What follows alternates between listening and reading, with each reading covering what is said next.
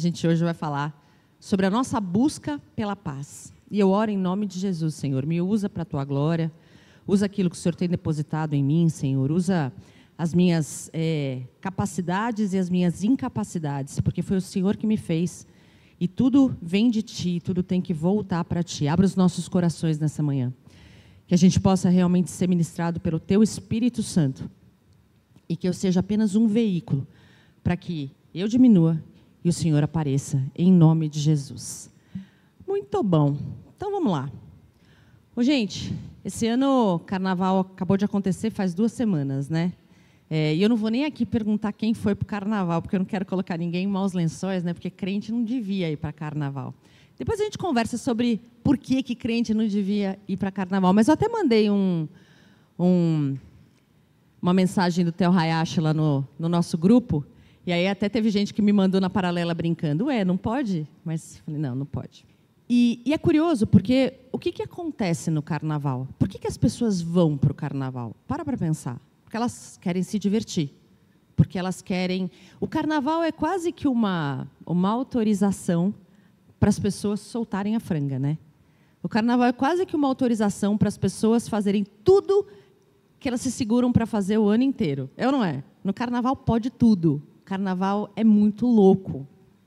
E assim, vamos parar para pensar que por mais que quem está mais tempo na igreja tenha essa convicção, quem está menos talvez tenha um pouco menos, mas por mais que a gente saiba que o Carnaval não é bom, que ele não traz coisas boas, que a festa da carne não traz coisas boas do ponto de vista espiritual, moral, é ou não é que as pessoas buscam o Carnaval porque elas estão buscando algo que as preencha?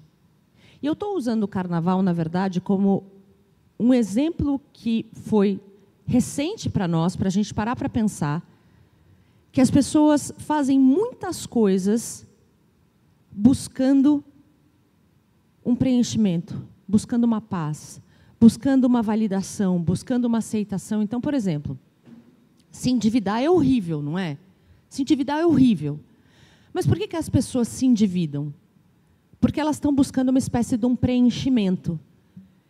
Se eu comprar isso aqui, se eu tiver aquilo ali, isso vai me fazer feliz, isso vai me fazer ter paz, isso vai me fazer estar bem. Aí ela pega, no final do mês, ela vê lá que ela se endividou. E aí ela se arrepende. Por que as pessoas, às vezes, tomam decisões impulsivas, decisões erradas, que depois elas se arrependem e, poxa, será que elas tomaram essas decisões erradas porque elas queriam se dar mal? Óbvio que não. Óbvio que não. As pessoas fazem muitas coisas na vida que não são boas, mas porque no final elas estão buscando um preenchimento. É ou não é? Isso acontece com a gente, né? Acontece com a gente o tempo inteiro. Eu fico até mais tarde na internet, acho ruim porque no dia seguinte eu acordo cansado. Eu, de repente, como uma coisa a mais que eu não deveria comer e depois eu me arrependo porque, eu não deveria ter ingerido aquilo. Eu vou para o Carnaval, eu faço... Fato é que o ser humano está o tempo inteiro buscando paz, buscando alegria, buscando preenchimento. E nisso ele faz um monte de besteira. E você sabe que enquanto eu estava escrevendo essa palavra, eu pensei, eu acho que é até por isso que às vezes a gente tem dificuldade para exortar um irmão. Porque eu acho que a gente sente compaixão, a gente fala, cara, mas essa pessoa está só procurando um bem-estar, essa pessoa está só procurando algo bacana. E aí a gente fica naquela luta interna de falar para a pessoa, poxa, você não devia ter feito aquilo, não faça mais isso, né? Porque a gente sabe, a gente também faz essas coisas. A gente vive por necessidade. Eu quero, eu preciso, eu tenho que. Quantas vezes você fala durante a sua semana, eu quero, eu preciso, eu tenho que? Quantas vezes? Não é? A gente não fala isso, eu tenho que conseguir isso, eu preciso daquilo, é ou não é? A gente fala muito isso, a gente tem muito essa sensação, porque essas necessidades que acabam nos dirigindo. É o foco no eu, no meu, no agora. E eu nem vou entrar, tá, pessoal? Eu estou aqui hoje, essa palavra que eu estou trazendo, ela tem em mente, ela considera pessoas com um coração bem intencionado. Eu nem estou falando das pessoas com coração, sei lá, ruim, que de repente tem todos esses desejos e essas vontades, tá? Estou falando de pessoas bem intencionadas. Então, essas pessoas, o que acontece? É aquela coisa o tempo inteiro, a gente está sempre no foco no eu, foco no meu, foco no agora. A gente, pessoal, as pessoas, não nós, porque a gente pertence a Cristo, mas as pessoas do mundo, elas estão sujeitas ao príncipe desse século, ao príncipe desse mundo. A Bíblia fala isso, né, que o mundo jaz no maligno, o príncipe desse século, o príncipe desse mundo, é Satanás. Satanás governa esse mundo. E as pessoas estão sujeitas a ele. E o que é louco é que, assim, ele sabe exatamente dessa necessidade do homem, lato sensu, né, do homem e mulher, ele sabe exatamente dessa necessidade do homem da busca pelo prazer, da busca pela paz, da busca pela alegria. Então, o que ele vai fazer? Ele vai dar um jeitinho de nutrir isso em nós. Ele vai dar um jeitinho de nutrir essa nossa vontade, essa nossa necessidade. Ele sabe que a gente busca pelo prazer, pela satisfação, pela alegria. E ele vai dar um jeitinho da gente escolher de forma muito errada, especialmente quando a gente não tem a Cristo. Então, vamos voltar aqui comigo. Qual que é a principal missão do diabo? É nos afastar de Deus, certo? É a principal missão dele, é nos afastar de Deus. Sabendo que a gente tem essas necessidades, sabendo que a gente precisa da alegria, da paz, né? daquele quentinho que a gente busca nas coisas, tal, o que ele faz? Ele nutre a gente com, vem, é gostoso, é bonito. Satanás nunca vai aparecer para você como um bicho feio. Ou a grande maioria das vezes não vai aparecer para você como um bicho feio. Ele vai aparecer para você como algo que aparentemente vai te dar paz, vai te dar alegria. Ele vai dar um jeitinho de mostrar para você que isso aqui pode te dar tudo que você precisa, que você quer, que você tem que. Só que ele principalmente vai pegar aqueles que estão distantes de Deus. Essa mentira vai cair no coração, principalmente das pessoas que não têm o Espírito Santo dentro de si, para ajudar nesse discernimento. Deixa eu voltar a falar isso. Se eu estou afastado de Deus, ou se eu não estou devidamente ligado a Deus, junto a Deus, o Espírito Santo, ou ele não vai habitar dentro de mim, ou se habitar, provavelmente, eu não vou escutar direito. E aí eu vou estar muito mais, como é que fala? Vou estar muito mais refém, ou muito mais fragilizado, ou muito mais propenso a entender que um prazer que vem do mundo, que algo que na verdade é uma mentira, pode ser bom para mim. E daí eu caio, e depois eu me arrependo. Sabe o cara que bebe, toma um porre, chega no dia seguinte, acorda e fala, nunca mais eu vou beber. 3 semanas depois ele está lá enchendo a cara de novo, sabe? É mais ou menos isso, é mais ou menos isso que acontece. Só que olha que interessante, as pessoas vão começar a buscar essas coisas e elas vão ficar presas nessas coisas.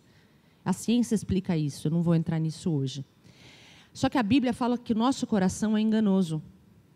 O nosso coração é enganoso e a gente insiste em seguir o nosso coração. Nosso coração é enganoso e a gente insiste em seguir o nosso coração. E eu vou fazer uma distinção aqui entre o coração como emoção, intuição, né? Que é aquilo que eu sinto, eu fico feliz, eu fico triste, eu fico azeda um dia, eu estou mais legal no outro. A intuição, que é aquilo que a gente registra, que a gente fala, isso aqui é bom, isso aqui não é bom, e mesmo o Espírito Santo falando com a gente. Mas tem o coração, que Jeremias fala em 17:9, ele fala o seguinte, enganoso é o coração, mais do que todas as coisas, e desesperadamente corrupto.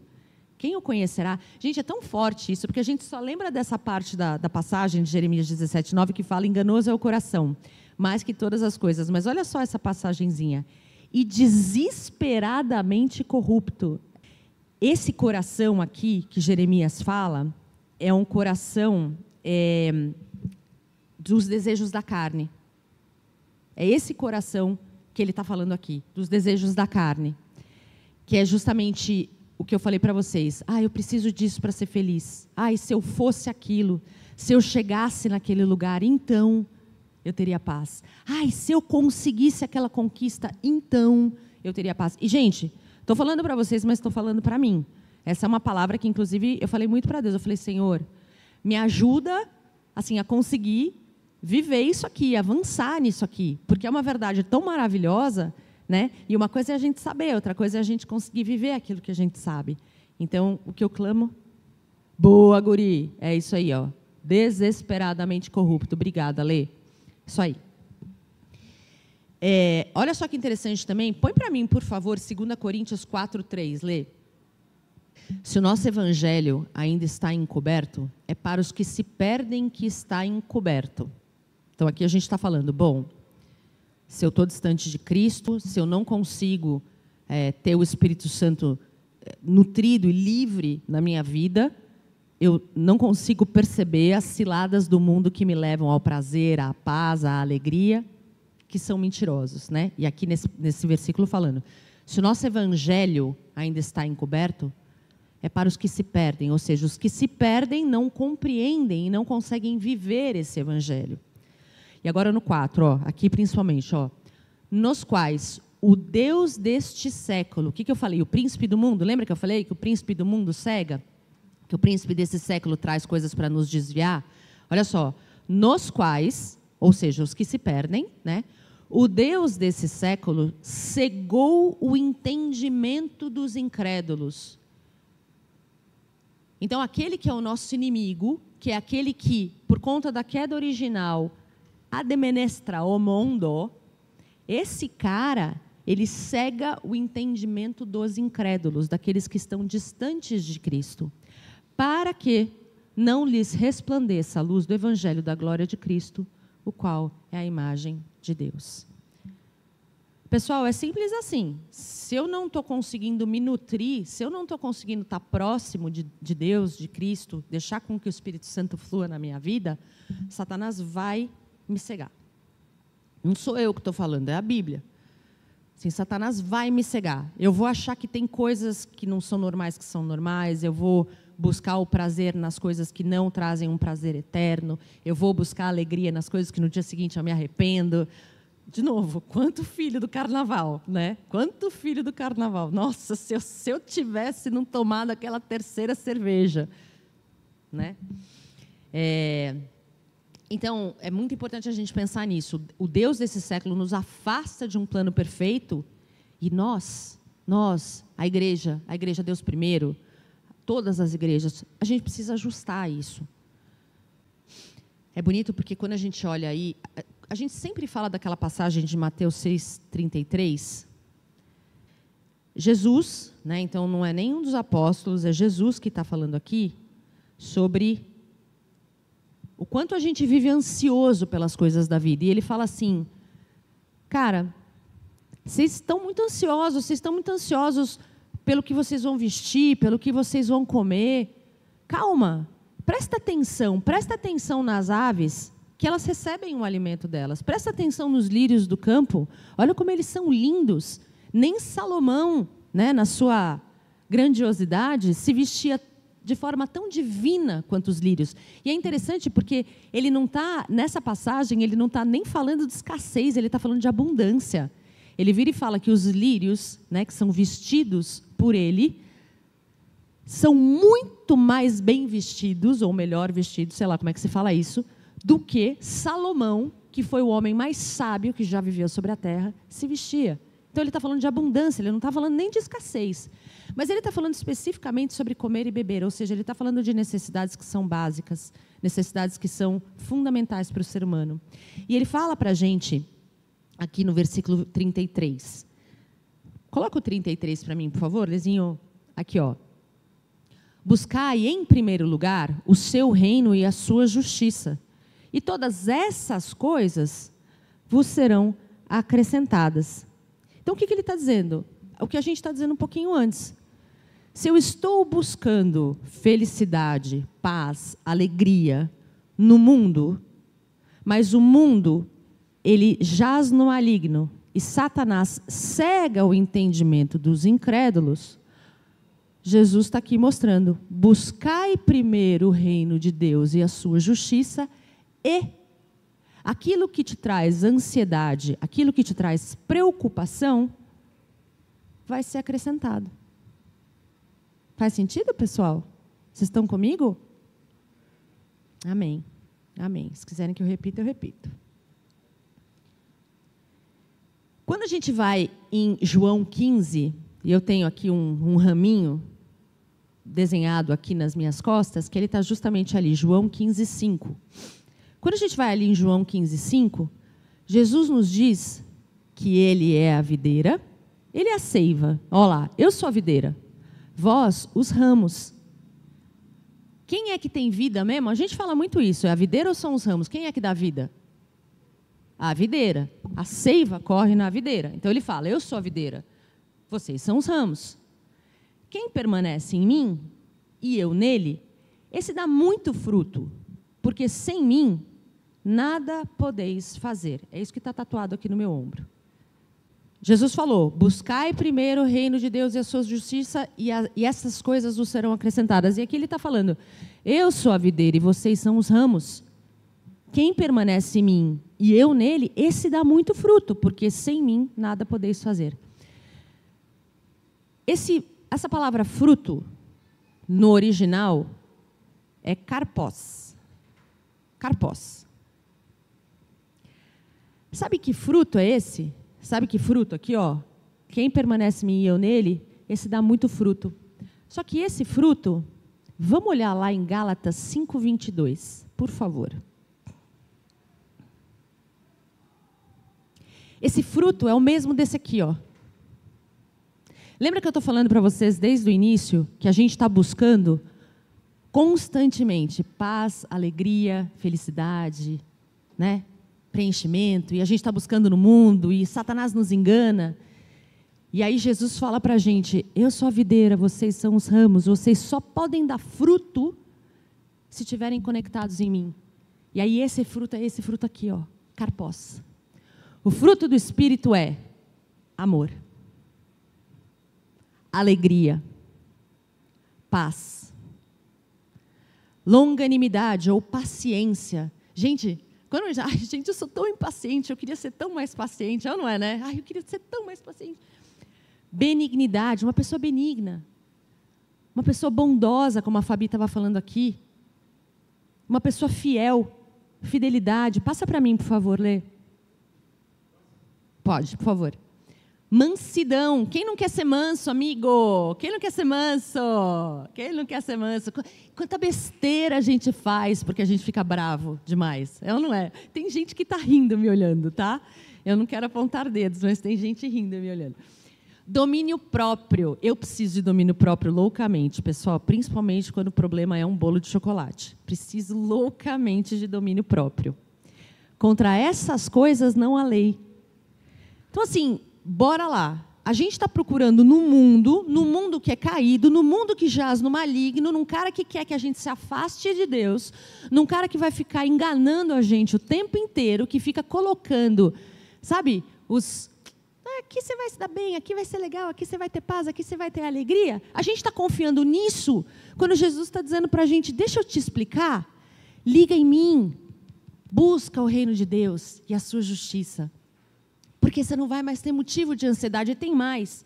Você vai ter amor, paz, alegria, longanimidade, benignidade, bondade, fidelidade, mansidão e domínio próprio. A gente é muito burro. Na boa, mano, a gente é muito burro. E eu estou falando para você porque eu estou falando para mim. Eu sou muito burra, cara. Como eu busco em lugar errado. Como eu busco em lugar errado. Buscar alegria, amor e etc. no mundo, jamais vai satisfazer. Jamais. Jamais. Fala assim, jamais. Fala, jamais. É meio que nem, por exemplo, o Marcos, olha só a cena, o Marcão está com um cisto, né, na coluna, apertando, orem por ele, porque está apertando os nervos dele, o bichinho está sofrendo. Aí chega, vira e mexe, ele tem que sentar, né?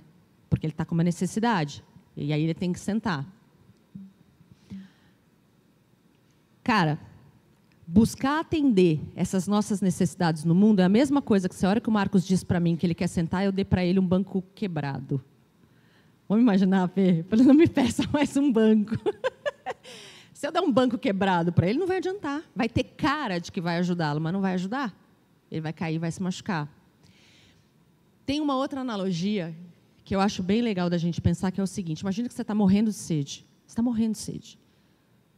Está morrendo de sede, precisa beber água muito. Cara, eu preciso beber água.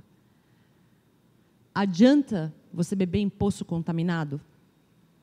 Você vai se satisfazer no poço contaminado? Pode até ser que na hora sim, mas depois provavelmente você vai ter algum problema. Adianta tentar matar a sua sede num poço vazio? Não adianta. E sabe o que é mais louco? E é mais ou menos isso que a gente faz no mundo. A gente tenta matar a sede na água contaminada, a gente tenta matar a sede no poço vazio. E olha que louco, quando a gente fala de questões espirituais, nem essa água vai poder matar a nossa sede. E Jesus fala isso numa passagem. João 4, de 1 a 14. Nem precisem ler, tá? Só prestem atenção aqui. Quando, pois, o Senhor veio saber que os fariseus tinham ouvido dizer que ele, Jesus, fazia e batizava mais discípulos que João, deixou a Judéia, retirando-se outra vez para a Galileia. E era-lhe necessário atravessar a província de Samaria. Chegou, pois, a uma cidade samaritana chamada Sicar, perto das terras que Jacó dera a seu filho José. Estava ali a fonte de Jacó. Cansado da viagem, assentara-se Jesus junto à fonte por volta da hora sexta. Nisso, veio uma mulher samaritana tirar água. Disse-lhe Jesus: dá-me de beber, pois os seus discípulos tinham ido à cidade para comprar alimentos. Então lhe disse a mulher samaritana: como sendo tu judeu, pedes de beber a mim, que sou mulher samaritana? Porque os judeus não se dão com os samaritanos. Replicou-lhe Jesus: se conheceras o dom de Deus e quem é o que te pede, dá-me de beber, tu lhe pedirias e ele te daria água viva. Respondeu-lhe ela: Senhor, tu não tens com que tirar e o poço é fundo. Onde, pois, tens a água viva? És tu, porventura, maior do que Jacó, o nosso pai, que nos deu o poço, do qual ele mesmo bebeu, e bem assim seus filhos e seu gado? Afirmou-lhe Jesus: quem beber dessa água, tornará a ter sede. Aquele, porém, que beber da água que eu lhe der, nunca mais terá sede. Pelo contrário, a água que eu lhe der será nele uma fonte a jorrar para a vida eterna. Olha como o plano é perfeito, pessoal. Não adianta a gente querer buscar atender às nossas necessidades emocionais no mundo. O mundo é passageiro, o mundo é frágil, o mundo é contaminado, o mundo é seco. E mesmo que a gente consiga beber uma água que momentaneamente mate a nossa sede, ela não vai matar de forma perene. E tem mais, ela jamais nos tornará uma fonte que jorra rios de águas vivas. Só o Espírito de Deus é que pode fazer isso. Só Ele pode fazer isso. E só quando a gente está ligado à seiva. Só quando a gente está ligado... Como é que ele fala? Eu sou a videira. Quando a gente está ligado à videira. Não existe outra forma. Tudo mais é passageiro. Desde Jeremias, ali, Jeremias 29, 13, Deus disse: buscarei e me acharei quando me buscares. A gente sabe o versículo de todo o coração. Buscareis e me achareis quando me buscares de todo o vosso coração. E aí a gente precisa pensar nisso, né? O que é buscar Deus de todo o coração? Será que eu estou buscando Deus de todo o coração? Será que eu preciso de ajuda para buscar a Deus de todo o coração? Talvez eu precise. É por isso que a gente propõe os grupos nas casas. A gente está tendo a reunião, pessoal? As reuniões semanais? Estão precisando voltar, né? Boa.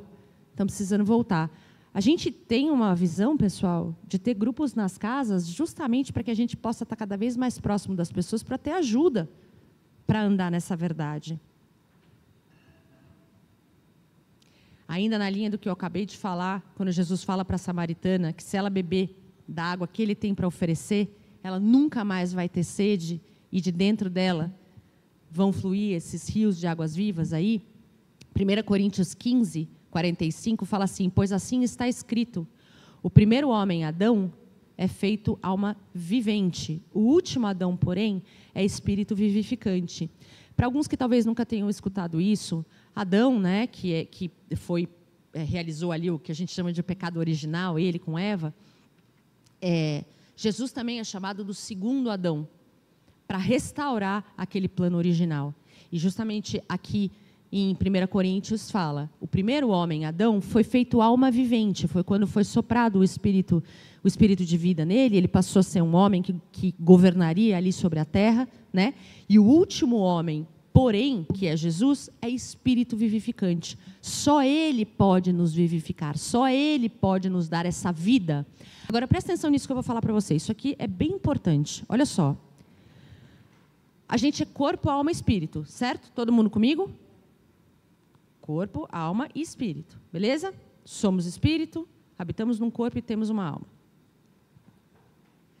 Se somos corpo, alma e espírito, mas o nosso espírito não é vivificado por Deus, a gente acabou de falar que Cristo é espírito vivificante, o segundo Adão é espírito vivificante. Se somos corpo, alma e espírito, e o nosso espírito não é vivificado por Deus, é como se a gente tivesse um espírito morto. Por isso que se fala em vida eterna e morte eterna. Se o nosso espírito não é vivificado por Cristo, nosso espírito é como se ele estivesse morto. Morto. Se o espírito está morto, e são três, corpo, alma e espírito, quem vai governar? A alma e o corpo. Está vendo como tudo se confirma? Se o meu espírito não é vivificado por Cristo, quem vai governar é a minha alma, é o meu corpo. Só Cristo, só Jesus, só o Espírito Santo vai poder saciar a nossa sede. Ele é a fonte do fruto. Só a seiva da videira é que vai poder gerar em nós o fruto da alegria, da paz, do amor. A gente está o tempo inteiro buscando amor nesse mundo, gente. A gente está o tempo inteiro buscando amor. E é só nele que o verdadeiro amor existe. A gente está o tempo inteiro buscando paz, e é só nele que a verdadeira paz existe. Que a verdadeira alegria existe, que a verdadeira mansidão, domínio próprio existem. Só nele. E quando ele habita e opera em nós, e olha como é bonito, a gente podia estar pensando aqui numa coisa absolutamente egoísta, né? A gente podia estar pensando, nossa, então que bom, Jesus vai satisfazer todas as minhas necessidades e é para isso que eu vou buscá-lo. Mas olha como a coisa vai muito além. Quando nós somos cheios do Espírito Santo, e quando a gente começa a ser nutrido por todo esse carpós, por todo esse fruto, a gente começa a entrar num lugar de cumprimento de propósito. E aqui é que eu vou voltar porque eu ia falar antes. Eu sempre falo para o pessoal do Next isso. Eu penso naquele Salmo 19. Salmo 19 começa assim: os céus proclamam a glória do Senhor. E o que eu entendo nessa frase? Sabe quando você... Aqui em Alphaville, particularmente, na minha cozinha tem um janelão. E a gente olha assim, a gente está na frente do... É do zero? É do zero que a gente está, né? Que a gente mora. A pessoa super situada. Eu olho para o zero ali, para o condomínio zero, e não tem... E aí eu vejo o prédio do Mai e da Adri lá longe. Então é um abertão, assim. A gente vê cada pôr do sol ali, cada pôr do sol, que eu tenho até uma pasta no meu telefone que é fotos da janela. Tipo, passa ano, entra ano, sai ano. Tipo, eu estou lá há quase 13 anos e todo ano eu tiro foto, principalmente na época do outono. O céu, sendo céu, proclama a glória de Deus. Ele só sendo o que ele tem que ser, na sua plenitude, ele proclama a glória de Deus. Quanto mais nós formos cheios do Espírito, quanto mais o fruto dele se manifestar através de nós, mais nós vamos glorificá-lo. E olha só que bonito, a gente vê isso, Mateus 5, 14, 16. Olha só, Jesus falando isso. Assim, brilhe também a vossa luz diante dos homens, para que vejam as vossas boas obras e glorifiquem a vosso Pai que está nos céus. Ou seja, eu sendo cheio e sendo, assim como o céu, sendo céu, se eu for aquilo que Deus me programou para ser, me planejou para ser e ao mesmo tempo tiver essa manifestação do fruto do Espírito, do carpós, Ele vai ser glorificado. As nossas boas obras, aquilo que a gente afetar nas pessoas, vão glorificar o nome dEle. Olha que legal. 2 Coríntios 4, 6. E olha só uma coisa, olha que bonito pensar que Ele quer nos usar mesmo sabendo que a gente é imperfeito. Está todo mundo comigo aí? Dá uma chacoalhada. Sim, boa. Aê, boa, Leni, obrigada. 2 Coríntios 4, 6, e principalmente o 7, fala o seguinte: porque Deus que disse, das trevas resplandecerá a luz, Ele mesmo resplandeceu em nosso coração, para a iluminação do conhecimento da glória de Deus na face de Cristo. Olha só esse versículo 7. Então, aqui, ó. Ele está falando que das trevas resplandeceu a luz, tá? Para a iluminação do conhecimento da glória de Deus na face de Cristo, que tem muito a ver com o que a gente falou no versículo anterior. Que aquilo que Ele dá, aquilo que Ele faz, quando se manifesta na sua integridade, na sua plenitude, glorifica o Senhor. Aí olha só que bonito no versículo 7. Temos, porém, este tesouro, porque isso é um tesouro, né? O que Ele deposita em nós. Temos, porém, este tesouro em vasos de barro, para que a excelência do poder de Deus seja de Deus e não de nós. Nós somos, pessoal, vaso de barro. Se a gente tentar fazer sozinho, se a gente tentar encher esse vaso de barro por nossa própria conta, ele quebra, ele trinca, ele não cumpre o seu propósito. Esse vaso de barro precisa ser preenchido pelo poder do Espírito, pela glória de Deus, pela manifestação da graça, né? Então tá. 2 Coríntios 4, 10. Olha só isso que bonito, ó. Levando sempre no corpo o morrer de Jesus, para que também a sua vida se manifeste em nosso corpo. Porque nós que vivemos, somos sempre entregues à morte por causa de Jesus, para que também a vida de Jesus se manifeste em nossa carne mortal. E assim nós, obrigada, que vivemos, estamos sempre entregues à morte por amor de Jesus, para que a vida de Jesus se manifeste também em nossa carne mortal. A gente está falando, esse versículo está falando a mesma coisa que a gente falou até agora. Se eu me ligo à videira e eu começo a depender dela, e eu passo a não deixar mais que a minha natureza carnal e almática me governe pelas paixões do mundo, porque Satanás vai me enganando, eu vou morrendo, né? Porque servimos a Jesus para que a vida de Jesus se manifeste em nosso corpo mortal. Então, pessoal, só podemos ter amor, alegria, paz e todos os outros frutos lá, ou fruto, se a gente estiver nele. A alma só pode ser verdadeiramente alimentada na plenitude do Espírito Santo. Repete isso comigo. A alma só pode ser verdadeiramente alimentada na plenitude do Espírito Santo. Todo o resto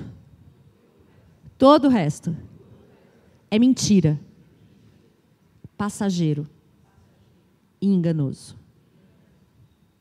Faz sentido isso, pessoal? Ou vocês acham que é uma grande besteira o que eu estou falando? A grande besteira? Bobagem o que eu estou falando.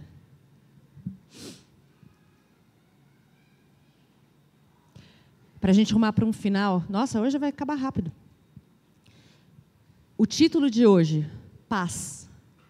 Cadê você? Aí responde, né? Que nem o Gabi. Tô por aqui. Jesus deixou claro, olha que bonito isso. Eu vos dou a minha paz. Não como o mundo a dá. E ele fala isso logo depois dele dizer que ele nos deixaria o Consolador. Então, olha só que interessante. A gente está falando aqui o tempo inteiro que nós precisamos ser cheios do Espírito Santo para que possamos viver as coisas que a gente mais busca de forma errada nessa vida. Tudo bem? Paz. Eu vou falar de novo, tá? Amor, paz, alegria. Quem não quer amor, paz e alegria? Quem não quer? Quem não quer ser paciente, longânimo? Quem não quer ser benigno? Quem não quer receber a benignidade das pessoas? Quem não quer ser bondoso? Quem não quer ser fiel? Quem não quer estar num casamento, numa amizade, numa relação de fidelidade, né? Quem não quer ser manso? Quem não quer ter... Mansidão, para mim, está meio pau a pau ali com a paz, né? Quem não quer ser manso, cara, tá tudo bem. Quem não quer ter domínio próprio? O Espírito Santo nos dá isso. O mundo não nos dá isso. Quando a gente vai ali para João 14, 26, coloca para mim, por favor, Lezinho. Tá certo, é isso mesmo. Mas o Consolador, o Espírito Santo, a quem o Pai enviará em meu nome, esse vos ensinará todas as coisas e vos fará lembrar de tudo o que vos tenho dito. Vai para frente para mim, por favor.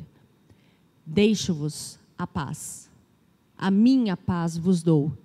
Não vou lá dou como dá o mundo. Não se turbe o vosso coração, nem se atemorize. O que ele está dizendo? Então, ele está dizendo o seguinte: eu vou te deixar o Espírito. Eu vou deixar a paz. Eu vou deixar o Espírito, o Consolador. Eu vou deixar a minha paz.